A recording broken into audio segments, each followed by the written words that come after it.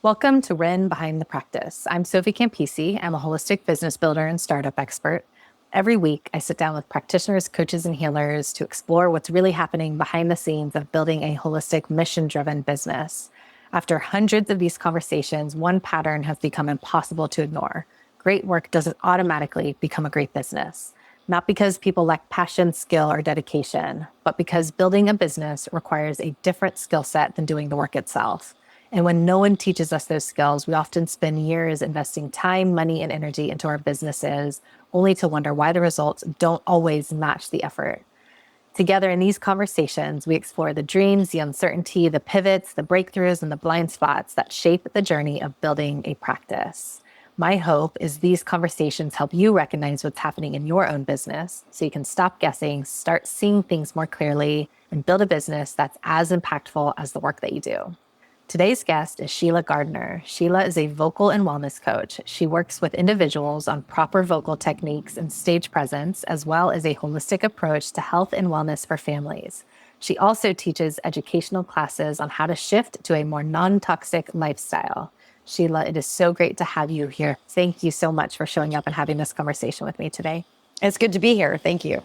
Before we look behind the scenes today, can you share with us a little bit more about the work that you do?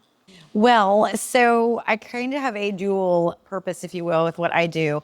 And I am a vocal coach. And I'm also a professional singer. So I've been doing that for many, many years. And I do teach voice lessons. It's a little more than just the singing aspect of it. So I do a whole body approach. And so then that's where that wellness part comes in, because in order to keep the voice healthy, right, we need our bodies to be healthy. So I always talk about that. How do we do that? What does that look like? Obviously, we are well some days and then other days we're not, and our voices are affected by that. So I try to do a whole body approach to the voice. And not only is that through singing, but it's also through speaking. So, people who might have speaking engagements, want to work on some stage presence when they're getting ready to make a presentation. Even my singers who have auditions, who are on the stage performing regularly. I mean, we break down the audition process. I break down it all.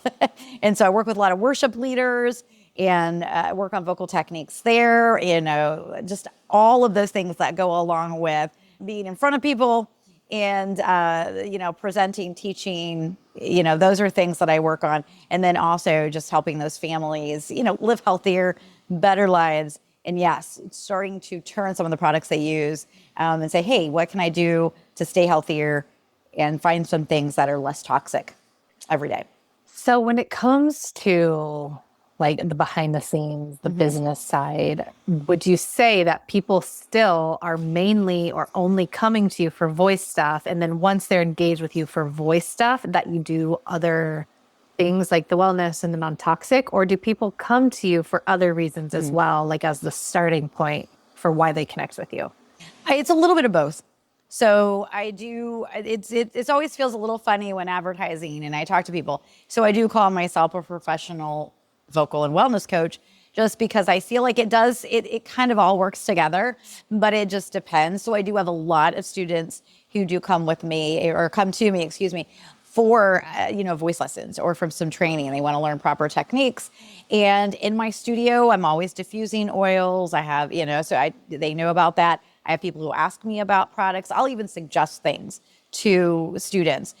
Sometimes they might be dealing with a sore throat or something going on. And, one of the products we use is like a throat lozenge. So we have some things that you can use internally. And so I will talk about things that you can use to support the body in a way that would be very helpful for maybe something that's upcoming, an audition, a performance. Maybe they're getting over, an illness or something.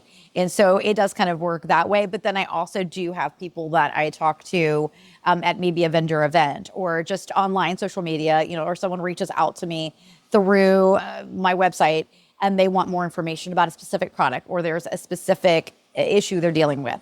So I do a little bit of both, I would say. Yeah, I mean, what you're sharing, it's not uncommon, and it's part of why, interestingly, it's like inherent in the name holistic is that most of us have multiple different ways that we work with people, right? Like it is part of the work. We know that, like you said, your voice is impacted by your health and your wellness and what products are you washing your clothes with? And, all these different types of things. Like it truly is when you're looking at things in a holistic way, you're very clear that everything's informing the other. And so I don't know if I've ever actually talked to someone, and I've talked to thousands of people, coaches, practitioners, healers. I don't know if I've ever talked to someone ever that just does one thing. It's like there's Right. usually a combination of a few things that, interestingly, makes us better at the work that we do. But the business building side actually gets harder the more Yeah. things that we layer on. So it's actually one of those sneaky things that makes part of why people in this part of the world tend to actually really be struggling with the business is actually that's actually one of the fundamental things that makes business building for us harder, is that we're not just selling ice cream. Like, we're not just doing this one thing. Is we do a couple things, and there's different ways that we combine it and work with it. And, it's not uncommon for me to talk to someone who has 10 certifications, 15. I fall into that category. Again, that's the reality. It's just the reality. Like, that's just real. That's true. Yes. And it can be, and it can be that sometimes maybe they aren't related at all, and so trying to marry all that together is really tricky. But for me, I feel like I have found a good place to bring the two together, where I feel like what I do, it goes hand in hand. Because, and I'll use the illustration a lot of times for the voice specifically, we use it for everything. So it's not like a guitar that you just put in a case and you're done with it when you're not using it. Your voice is affected by everything around you. So you think about all those environmental factors, someone around you is sick. What happens if you get sick, right? You are affected by that. That does affect your voice. And so that struggle sometimes it can make it hard, but it is very true. I mean, if you're going to sing, well, what about when you speak, right? It's very important to protect the voice and rest the voice as well. But because it's part of you, what you put in your body and what you use inside and out, your voice is affected by that too. So it's very, very important to consider that, when you're doing that. And then all of a sudden, that in turn will also open that door too, to talk to some people, what are some things that you can do to change some habits, to make things more holistic or more natural in your household, especially when I have a lot of adult students as well. So, people have families, they have kids, and things go around the house, and you always want to be able to support everyone there because that affects you, and in the end, it affects you. How long ago did you start building your coaching practice? Let's see. I think it's been 20 years. So it's been 20 years. So the vocal part came first. So I've been doing that. I've been singing for a long time without giving away my age, but I've been singing for a long time, but I've been teaching consistently for about 20 years. So when you think about the next 6 to 12 months, what would you really love to see happen in your business? Well, there are several things. So I'm definitely still working on growing my teaching business. One of the things I really would love to do, I'd love to see, is be able to do some more automation, be online a little bit more. I do teach online, and it's kind of funny because after 2020 and everyone with COVID started going online, I had been 5 years already teaching online. So I started in 2015. My daughter was in a movie. She was an extra in a movie. And we were down in Georgia, and I met a family there. And the mom said, I really love to get my daughter some voice lessons. And I was like, I'm really wanting to start teaching online. Why don't we? Because I'm going back to Ohio. They lived in Georgia. So she was my first student online in 2015. I did it over Skype. I had to learn a whole system. I had to create a whole system for teaching online. So what that did was, by the time 2020 rolled around, there were students who were local who just decided to hop online, and I said, hey, I can do this with you because I've been doing this for 5 years. So I had already been ahead of the curve. By the time that rolled around, it was no problem. I was also teaching on another online platform. But so I would love to see more of that because I feel like more and more people go to that. I do have regular students who do regular weekly lessons, but I also know too that there's people who just kind of want to come and go. And so I want to be able to capture that as well. I want to have more pre-recorded, lessons, and even for my online classes for my wellness business, that kind of transitions into that. I would love to be able to get more on that. So that's more on me, just getting the time and being able to just get in the studio and record and get all that done. But those are things I'd love to do because it's one and done. And then I can say, hey, go watch this, go check this out. And that creates a little more of what I would call residual income, because you're going to have something that you can continue to share, or a product that, these are the videos, here's a course. And so those are things that I really would like to tap into on that side, versus I love the one-on-one live lessons and I love doing all the classes that I teach, but it is nice to have something that is recorded and you can say, hey, go check this out. And then they have the option to contact you, because sometimes people like that. They want to do things at their own pace. So whether it's something that's one-on-one or it's an educational wellness class, they're learning, how to, what can I do to replace the items in my medicine cabinet, right? What can I do to make it more non-toxic for my family? Sometimes it's nice to just have something in your own time, your own pace, and you can watch a recording and it kind of walks you through. And guess what? There's a link at the end, and people like to do that now. It's not, sometimes if someone's in your face, I won't say that, but he feels there's more pressure there. People tend to back away. So I know people do like to be able to do things like that at their own space, their own pace. They want to do it at their own timeline. And I really want to tap into that. I think that's an area that might be a little harder for my generation. So I think it's something that is definitely lacking still. When you think about that, when you think about the growth, when you think about the things that you just mentioned, kind of expanding your online presence, expanding some of the automation that you have in the online side of the business, what do you think it's going to take to get to that point? Ironically, time, to do that. So setting aside the time to do that, that's, which is funny because it's supposed to save time, right? Or to buy back time. But that is something for sure. And then just, we've got some things that we can do to start out, but more equipment, obviously, to do some more work with recording. And I think that'll be relatively easy to do. But just that's going to be, patience working through that. It is going to take some time away from the actual building to do that, to set that up. So that's where right now, with what I'm doing, the schedule doesn't allow right now. So that's where I have to work that in. So just more time. It's definitely going to be more time. Yeah, I think something that comes up a lot with people as well is that if there's not a clear, it's time for sure, but it's also like, it's an investment when it's time, but it's also an investment usually in the platform. It's an investment into learning a new platform. Like it's more than just the nuts and bolts, because it takes a lot to learn a new system, learn a new platform. And often when people are sharing about this, their biggest breakdown is they're like, I'm translating. They would say something usually like, and I'm not sure if people are going to come through that way. I'm not sure if it's going to help, so my translation would be like, they're not sure if there's the demand for it. So it's like they want to, but they're not sure, like, is the cost worth it for me? Because it takes so much for those of us that are solopreneurs or running very small teams. Like, we have to learn everything. Like, we have to give a lot. If we're going to go on into a new platform or start using a new system, like, we have to invest a lot into something new. And a lot of times people will be like, and I don't know if it's going to work. So I'm just like, I'm kind of stuck, or I'll try something and then maybe it doesn't work the way I thought. And then I just wasted a lot, So I think that there's, again, this comes up a lot, but I do think that it's even more of an investment, I think, sometimes than we give it credit for when we think about expanding our businesses. Yes, it is. The one good thing about it is I do have existing clientele that it could just go right in smoothly. So once that is there, that will just be part of the service that is provided already to existing clients. So that's the beauty of it. So it would already have some use there. And then the goal would be, just as new people come on board, they would be just put into that system, onboarded, if you will, into that. And I think that would be ideal.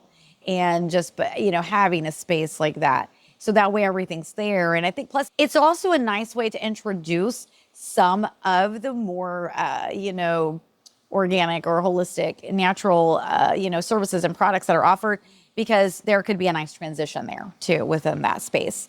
You can have a title, if you're looking to find more natural ways to support your body for the voice, and it would be right there too. So it's actually a nice little conversation starter without having to always do it.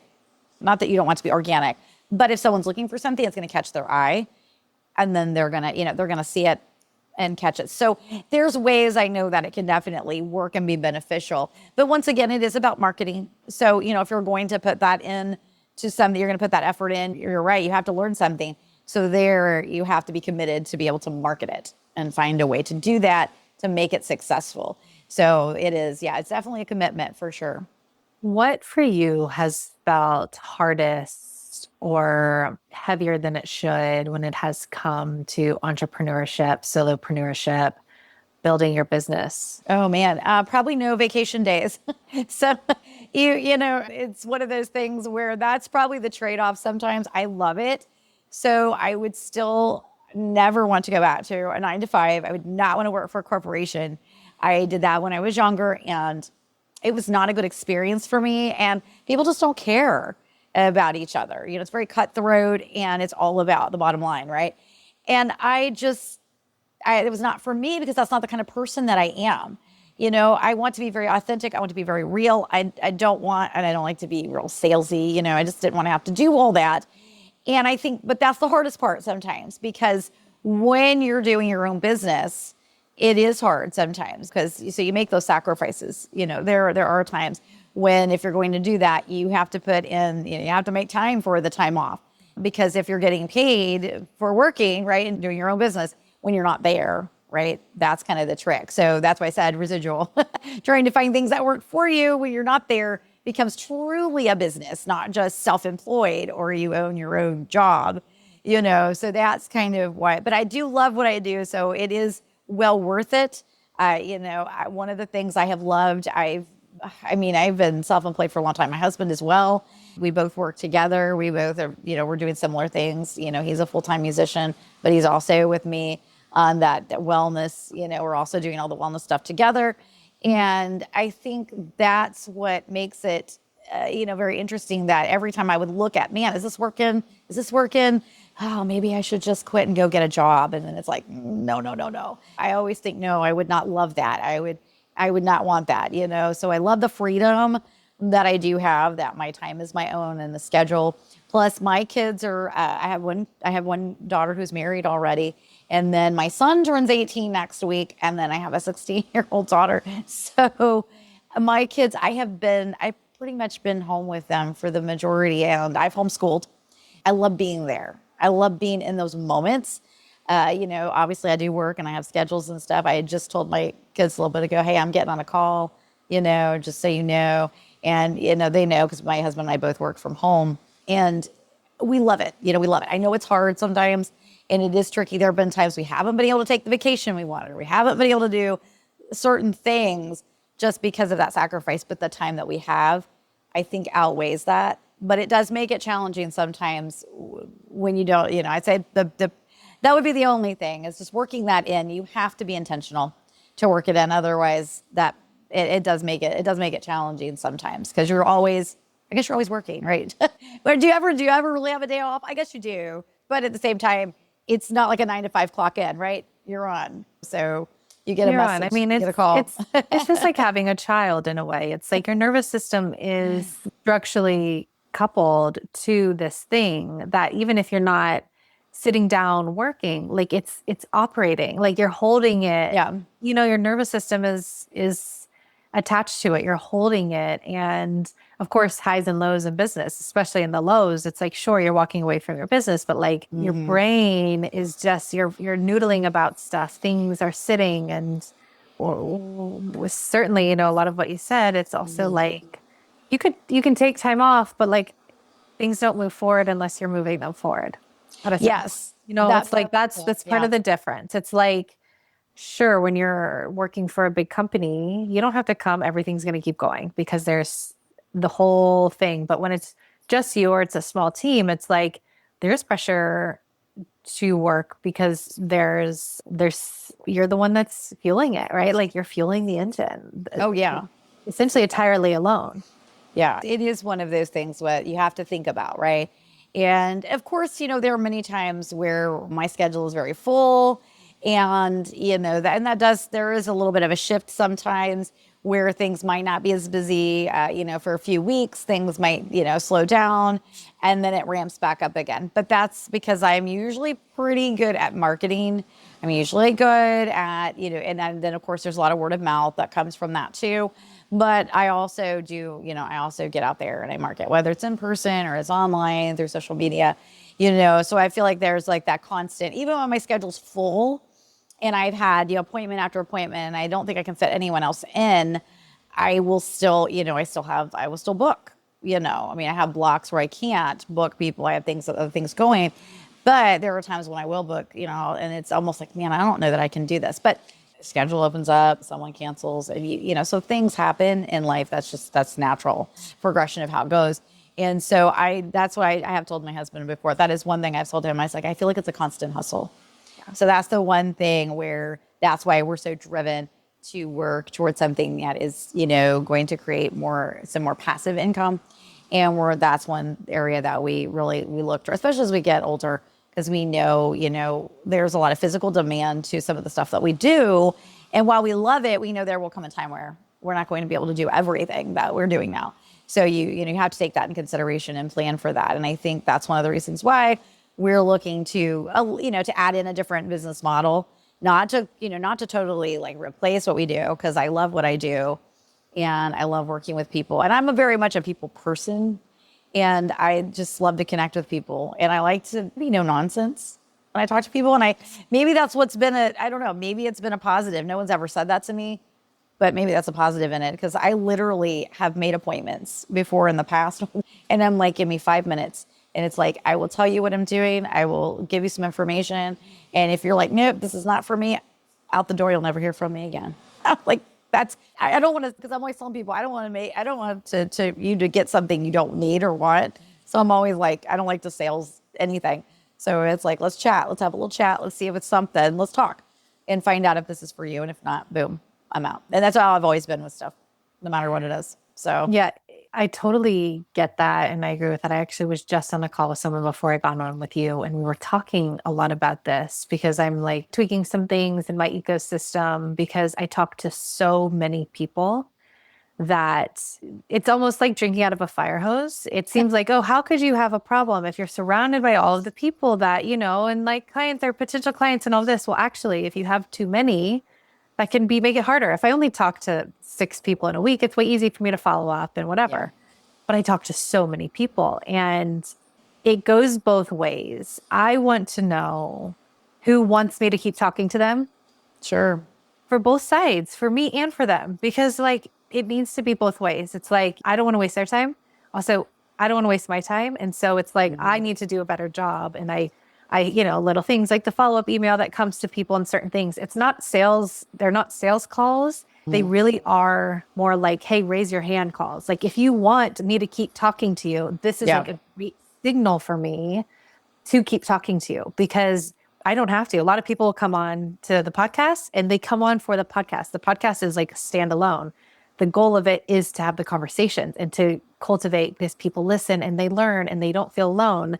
Some people do want to work with me, or they are interested in my work. And it's all about like, hey, like, can we do a better job at selecting early? It's like, because no one wants to waste anyone's time. It's just again, both sides. And, for me, like you're saying, how you have those like intro calls and you tell people that's also a lot of how my ecosystem works. It's like, I'm constantly looking for signals of, if you want me to keep talking to you, I want to know that so that I'm not missing you. Yeah. And vice versa. If you don't want me to keep talking to you, I don't want to keep talking to you, Yes. Yeah. The ghost scene is hard sometimes, because I do get a lot of leads, in different areas for, just talking to people, wellness consults, right? What are some things? I'll start conversations like that at different events. People will sign up, to get a phone call or a text. Same thing with my teaching, my vocal teaching business.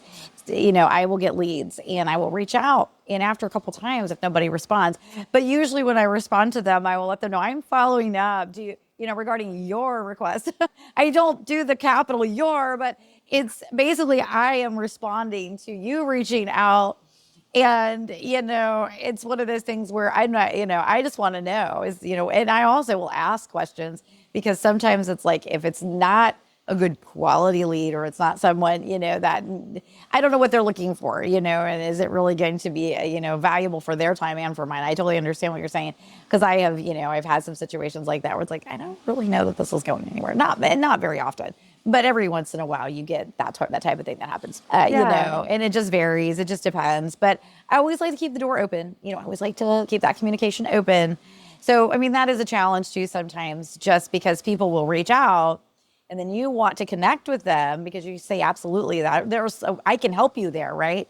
There's something there. They might give you a few sentences of what they're trying to do or what's going on or what they're dealing with, and you want to help them. And then I don't know what the fear factor is there, but it's like all of a sudden you don't get a response. So it is kind of hard, because I always try to keep it very, very open. I'm pretty relaxed, because I never want to make somebody, they don't want them to feel like they have to do something that they don't want to do, or they, if they're not comfortable with something. So, or, trying something, whether it's like, hey, try this. And then I do a lot of free samples with what I do, because the big thing, because a lot of the wellness part that we do is with essential oils. And so a lot of it is getting it into people's hands. And so a lot of it is, here, you need an experience right now. And I was at an event and this guy said, I have a headache right now. And I was like, hey, try this. And I gave it to him right then and there. And he put it on his head. He was like, this is amazing. And because he was talking to me, someone was walking up and they're like, I want that. It literally was like, so the experience, being a part of that, actually you having an experience, you need that in certain situations where people have to, it's easy to go around and, oh, this smells good, or this, but to really understand some of the benefits and what you can utilize it for, that's obviously education. I'm not just going to throw something at someone and say, here, use this. That doesn't benefit them, right? I'm there to work with them. I'm there to walk beside them and help them. So I'm not one, I don't want to just sell you something. I want to actually work with you, right? I want to kind of show you and help educate you, answer questions. And they don't pay me a dime for that. I mean, that's just part of what I do. That's just part of, what I do, where I want to educate them and show them how to use products. What's the, get the max benefit. How can you use these? What can you use them for? And so I think that's a big part of just letting people know what all it entails. And sometimes that can be hard to do in just a few seconds of meeting someone. It is. So it can be a challenge there. I think we were still on challenges, right?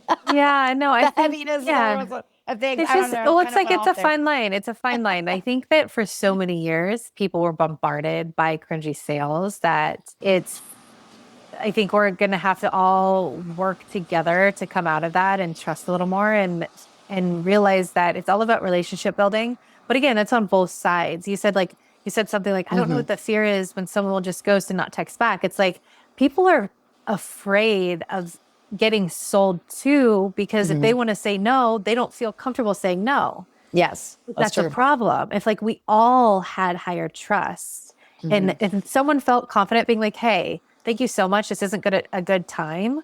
Hey, like you can say that, like it's okay. But I think especially women, like we're so many years of like pleasing, you don't want to hurt someone's feelings and you don't want to like whatever. And so instead of it just being more straightforward, like you said, like just being kind of like, hey, like this is what it is. If you don't want it, you don't have to stay. There's just a lot of this. So I experienced that too. And I feel like, what is the fear? In my experience, at least, a lot of people are just fearing the uncomfort. And it's like, can we all just realize that like we're just humans? Like Yeah.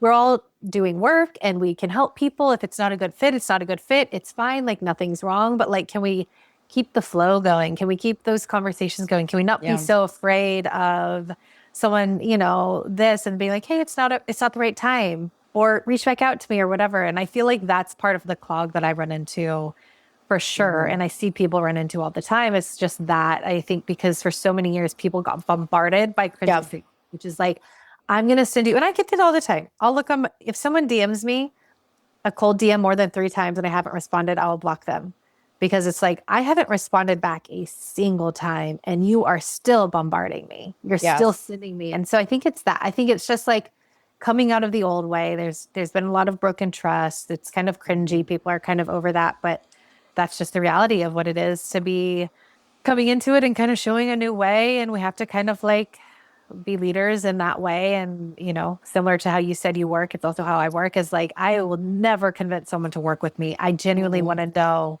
what your problem is. And if I can help you, like, I want to be able to help you. Sure. And I'm also looking Yeah. for signals back. It's like, you don't have to worry about hurting my feelings if it's not a good time. If you're not interested, I want to know that because I want to be doing a good job at engaging with and connecting with people that want to be connecting.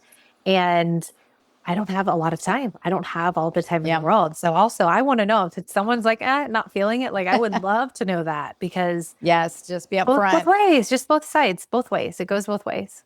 Yes, and that is true. And yeah, sometimes you get that vibe yourself where you're like, I don't think this is going anywhere. So, and that's okay. There's nothing wrong with that. It's just how it is. Yeah. It's just how it is sometimes. And I think that it does make it easier for me. That's why I kind of give people the way out. I kind of open the door. I know a lot of people be like, oh my goodness, you're a horrible salesperson. Do the close, do the close. And I'm like, yeah, but if someone feels forced into it, they're not really, and you can tell usually you can really kind of feel that if there's resistance there at all. I'll start to just back away, but I leave that door open, right? I'll give my card. I let them, know that they can reach out to me on their own time. And, a lot of times it does happen. It might not be a week or two later, but several months. People, or they'll tell someone about me. Oh, you got to get a hold of her, and then I'll get a message from someone. Well, so and so told me about you, and it's funny. I kind of laugh about it because it's like, oh, I didn't even realize, that this person even knew what I was doing, but they'll send someone my way, and so it's kind of funny. So I guess your work speaks for itself. So that makes me feel good. That's a really great point, and it's something that I also teach people and talk to people a lot when it comes to the potential client or customer journey at some point. First and foremost, I teach people like, don't label everyone as a potential client the first time you talk to them. Like, just be curious. Just like, you never know. Because what's better than a client is actually a referral partner. So like, actually, there's so many other things you could be looking for. But even if you start talking to someone and you're saying like, okay, they're checking off some boxes of someone that might be a good fit for like a client relationship, flag them automatically with could be a client in 6 months. I just tell people like, do that automatically to like take the pressure off of you thinking you have to get something done right away. Instead, just think about that of this person, like, could be a client someday. Because what I've learned through years of doing this is that, going back to your point, is often you'll get clients that you'll be shocked became clients. Like, you can't judge a book by its cover. It's just like gardening. It's like when those first sprouts start coming through, like, you have no idea right away which plant is going to grow and bear fruit. Like, it's way too soon to tell. It's not so different with clients. And I tell people, like, you really don't know. Like, it's so early. You have no idea. Like you're saying, like, you're shocked sometimes that someone even knows what you do and that they refer people. Like, you really just don't know the point. Like, all you can do is really approach it with curiosity and like try to provide value all the time and ask questions and nurture and learn and build relationships, because you really don't know. It's often really too soon. But I think the old way of sales really was more like hunting. It's like, make the shot. Yes. Use them once and you have to make the shot. But that is hunting. That's sales hunting quotas. too. So a lot of salespeople, they had sales quotas. They had to, you had to meet a goal. And so it wasn't so much about longevity and building relationships with people. It was get that sale, right? Get it now. And, I think that's where a lot of people probably feel that, they push back, because they're so used to that. They were used to that behavior, and that was the mindset. And so, and of course I've been doing this for 20 plus years, with my mindset. And, and I've landed some pretty good sales back in the day when I did some more of sales type programs, but I went in with that same mindset. I made the phone call, and I called some big corporate offices, banks, insurance companies and stuff when I was in that. And I told him exactly what I said to you. I said, you know what? Give me 5 minutes. I've got some information and I will leave it with you if you want. If not, I'll take it with me. I'm out the door. I just want to see if this is something, if it's a good fit. And if it's not, then that's fine. I don't, but if you're willing to give me 5 minutes, maybe 10, depending on if we have a good conversation. but I'll show you what I have. I'll show you what and see if it looks like it's something that works for you. So I take that approach, maybe not quite the time frame, like it's not so quick, because I want to spend time with people, if they're willing. That's why all of my wellness consults, it's a free wellness consult. It's like, hey, let's sit down, and let's see. So, even so right then and there, I don't know, I've done plenty of wellness consults where no one purchased anything, but it's more laying the groundwork. I think for me right now, it's about education, because there's so much misrepresentation in that wellness industry that I'm in a part of. And a lot of people don't understand. And I see that online, I see the people I talk with, they don't know. And they hear things or, so there's just misconceptions out there. And so I think a lot of it is now education and, teaching people how to use certain things. And I've talked to people who are already working with other consultants, but I've still given them information to use, because it's valuable. And if it helps someone, it helps everyone. And that's the way I look at it, is because in the end, it helps me, because more people are being educated on what to do, and how to use, these products and what to do with them and what they can help with and how they can support you.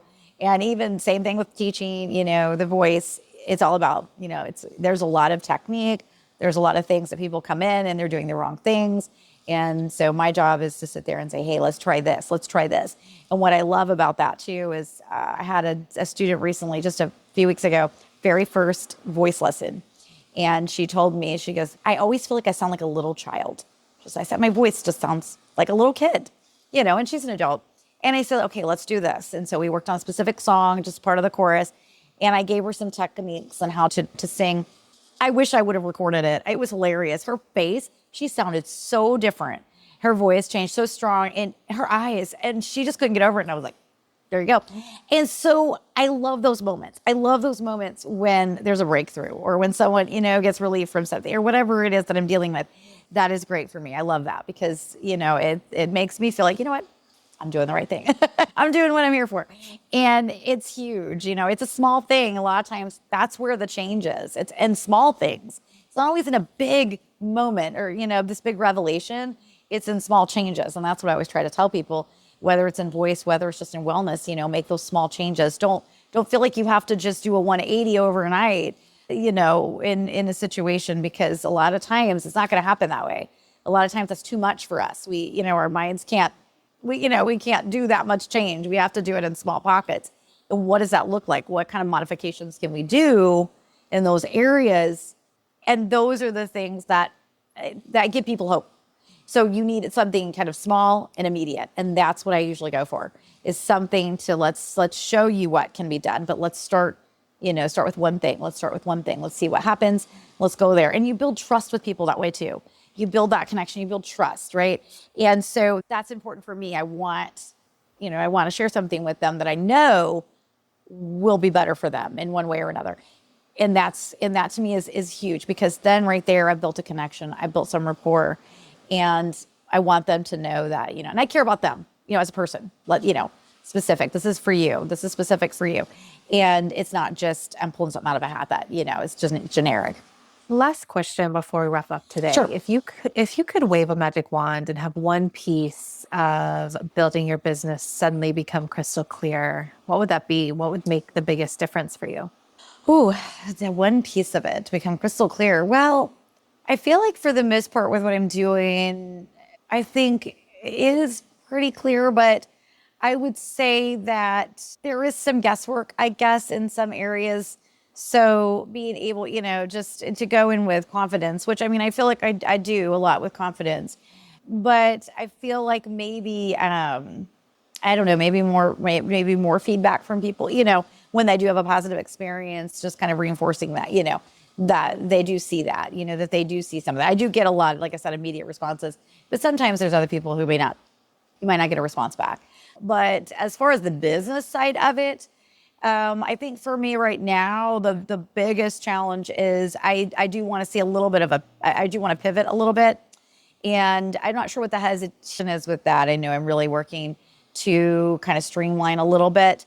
That might just be kind of, if there's something I'm missing, maybe there's an area that I'm missing, or a portion of an audience that I'm missing, you know what I mean? Or a connection I'm missing, that maybe that would become crystal clear somehow, that I could see, be able to look at that big picture and see that, just kind of see, am I missing someone that I could be reaching? Am I missing an area that I'm not focused on? Is it kind of hidden out of my view because I'm so focused here?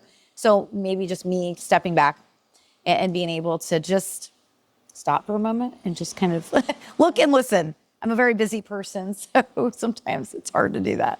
Sheila, thank you so much for joining Sure. me today to have this conversation. And for those of you who are listening, if any part of this resonated, you're in the right place, please reach out. I want to hear from you. And if you want to reach Sheila directly, the link to her link tree is in the show notes. Thank you again, Sheila, and to everyone else. Thank you for listening, and we'll see you for the next episode of Ren Behind the Practice.